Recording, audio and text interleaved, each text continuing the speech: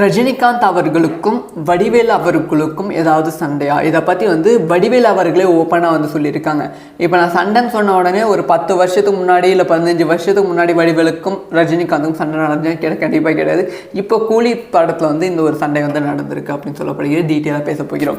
அதாவது super star Rajinikanth அவர்களோட கூலி திரைப்படத்துக்கு மிகப்பெரிய எதிர்பார்ப்பு இருந்தது. முக்கியமாக படத்தோட இயக்குனர் நடிகரை விட தயாரிப்பாளருக்கு இந்த திரைப்படத்தின் மீது பெரிய எதிர்பார்ப்பு இருந்தது.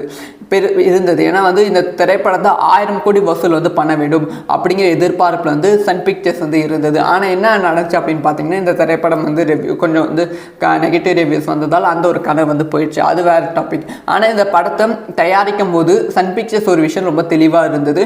நிறைய கேமியோ ரோல்ஸ் கொண்டு வாங்க, நிறைய ஆர்டிஸ்ட் உள்ள கொண்டு வாங்க. ஏன்னா ஜெயிலர் முதல் பாகம் மிகப்பெரிய வெற்றி திரைப்படமாக அடைந்ததற்கு மிக முக்கியமான காரணம் என்ன அப்படின்னு பார்த்தீங்கன்னா, நிறைய ஆர்டிஸ்ட் அதில் இருந்தாங்க. முக்கியமாக pan India stars cameo role பண்ணியிருந்தாங்க. இந்த மாதிரி pan India stars cameo role பண்ணும்போது அந்த திரைப்படத்துக்கு மற்ற ஸ்டேட்லையும் ஒரு நல்ல வரவேற்பு கிடைக்கும்.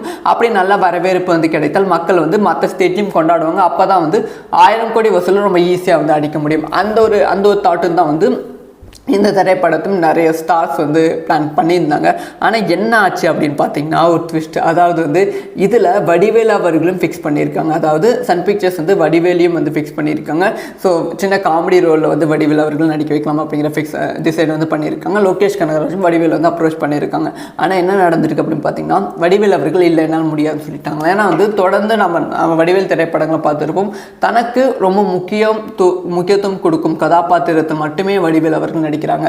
ஸோ சும்மா ஒரு பேருக்கு வடிவேல் அவர்கள் கூலியில் இருக்கணும் அப்படிங்கிற ஆசை தான் சன் பிக்சர்ஸ் பார்த்து இருக்காங்க. அதனால் வடிவேல் அப்ரோச் பண்ணியிருக்காங்க. வடிவேல் அவர்கள் இல்லை என்னால் முடியவே முடியாது, நான் ரஜினிகாந்த் கூட நடிக்க மாட்டேன் அப்படிங்கிற விஷயத்த சொன்ன மாதிரி சில செய்திகள் பரவியது. ஆனால் இது எல்லாத்துக்குமே நடிகர் வடிவேல் அவர்கள் முற்றுப்புள்ளியை வச்சுட்டாங்க. ஸோ என்ன கூலியில் யாருமே அப்ரோச் பண்ணவே இல்லை. ஸோ நான் கூலியில் நடிக்க மாட்டேன் சொல்லவே மாட்டேன்.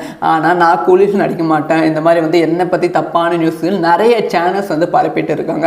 நிறைய நியூஸஸ் இதை பற்றி ஸ்ப்ரெட் ஆகிட்டு இருக்கு. இது மட்டும் இல்லாமல் என்னை பற்றி நிறைய நெகட்டிவான விஷயங்கள் என் கூட நடித்த நடிகர்களே பல பேர் இன்டர்வியூஸ் கொடுத்துட்டு இருக்காங்க. ஆனால் அதெல்லாம் முழுக்க போய் என் மேலே பொறாமையினால இப்படி கொடுக்குறாங்க அப்படி சொல்லி வடிவேல் அவர்களே இதை பற்றி ஓப்பனாக பேசியிருக்காங்க. இந்த ஒரு விஷயம் சோஷியல் மீடியா ட்ரெண்ட் ஆகிட்டு இருக்கு. இது வதந்தியாக இருந்தாலும் ஒரு வேளை இது இருக்குமோ அப்படிங்கிற டவுட் மக்கள் மத்தியில் எழுந்திருக்கு. ஸோ நீங்கள் சொல்லுங்கள், வடிவேல் அவர்கள் சூப்பர் ஸ்டார் ரஜினிகாந்த் அவர்களோட கூலி திரைப்படத்தில் இணைந்து நடித்திருந்தால் அந்த திரைப்படம் எப்படி இருக்கும் அப்படிங்கிற விஷயத்தை கமெண்ட்டில் லீவ் பண்ணுங்கள். ஸோ இந்த மாதிரி சினிமா சம்மந்தமாக எல்லா விஷயமும் ரொம்ப டீட்டெயிலாக தெரிஞ்சுக்கணும். சப்ஸ்கிரைப் பண்ணி சப்போர்ட் பண்ணுங்கள். வீடியோ பிடிச்சிருந்தால் லைக் பண்ணுங்கள்.